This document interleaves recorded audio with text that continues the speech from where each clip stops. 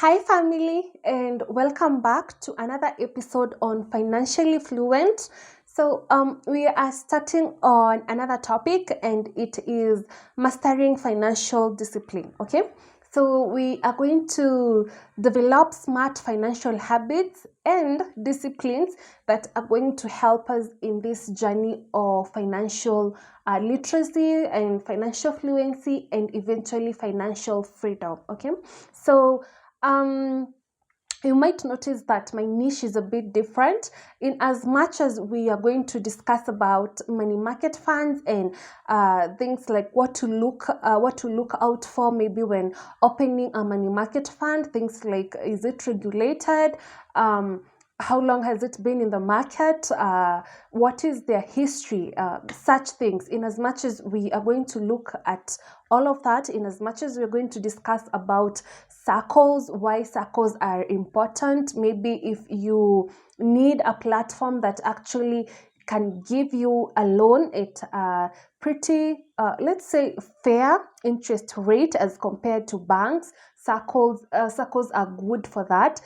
We are going to discuss about all of that, but the um the one thing that I want us to really grasp from this channel is how can we be able to change our mindset so that we can build that wealth mindset. Okay, because we are yes, you're going to open let's say a money market fund, and you're going to put your investments there.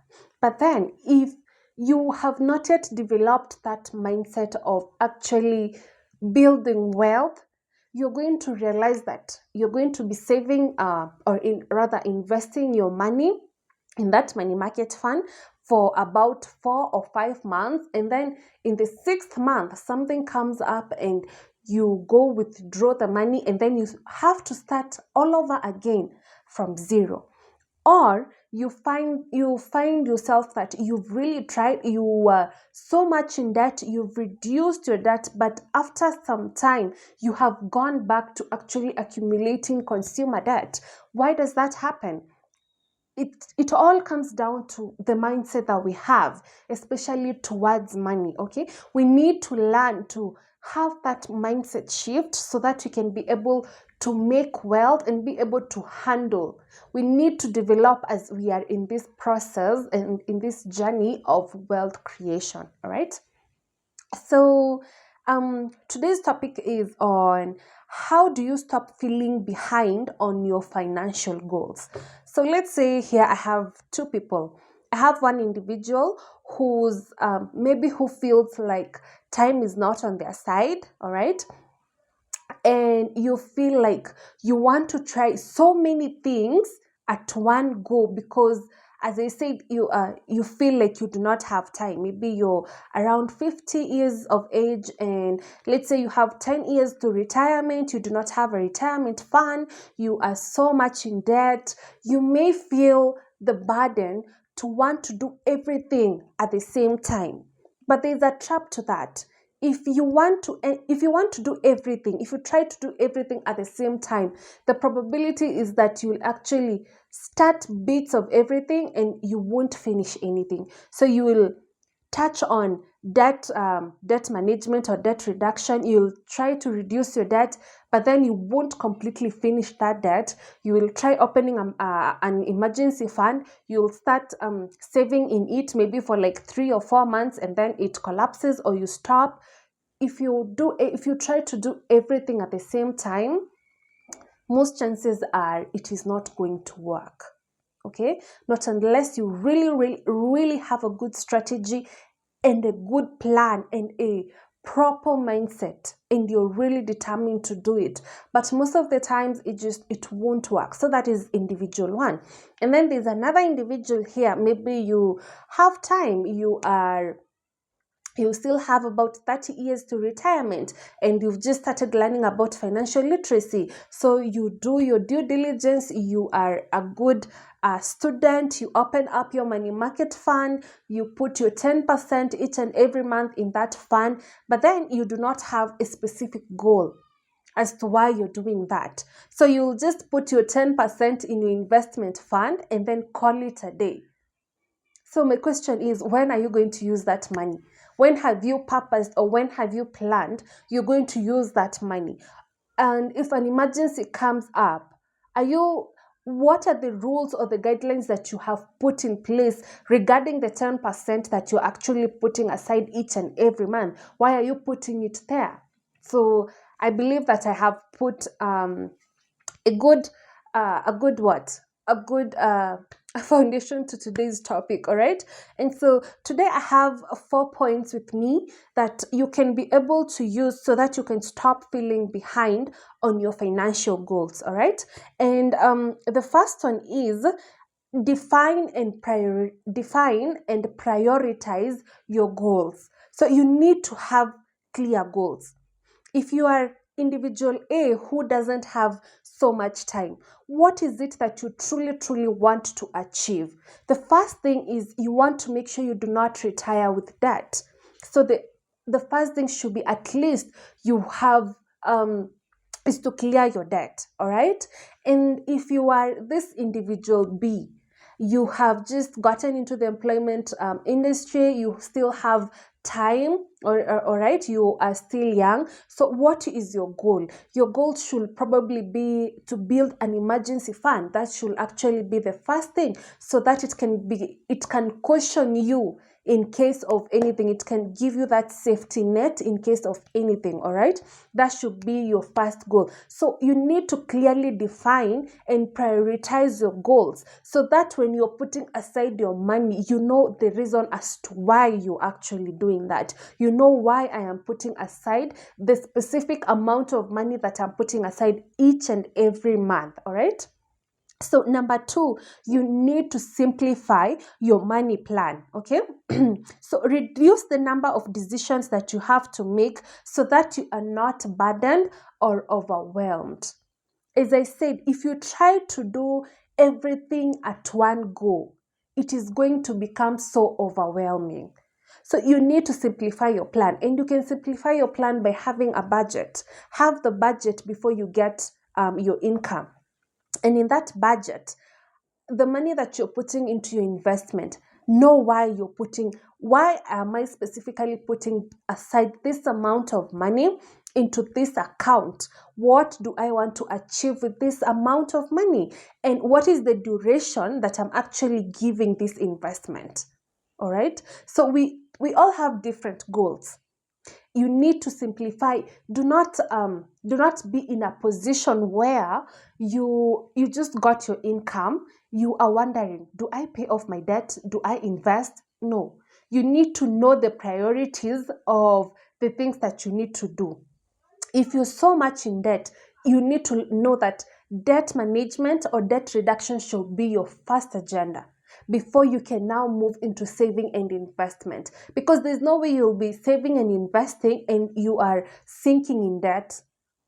So you need to understand your goals, and then after understanding your goals, simplify the decisions that you have to make. Simplify your money plan, okay? That will give you a smooth running even as you are on your journey to financial fluency. And then number 3 is automate what you can. So you can automate by going to the bank and having standing orders. That is whereby you instruct your bank to actually pay a certain amount of money to a certain account number every month. So before you get your money, the standing order will have already taken effect. So if you can automate everything that you can, if you have purposed to clear your debt, then you can go to your bank with the account number, speak to them. They will have a plan of how they can be able to automate these payments for you. All right. If it is savings and investments, also visit your bank before you get your income. See how you can be able to automate so that your investments are first taken aside, so that you can be left with other money to purpose for it after you're sure that your investments are in place. And if it is debt reduction, the money for the debt has already been subtracted. All right. And then number 4 is use rules to reduce complexity of unusual situations. So what I mean is you might end up having some extra money. What are the rules or the guidelines that you have put in place for this extra money? If you get extra money right now, do you just eat it all because it's extra money, you were not expecting for it, so you say YOLO, you only live once, you end up eating the money? That is not how it's supposed to be.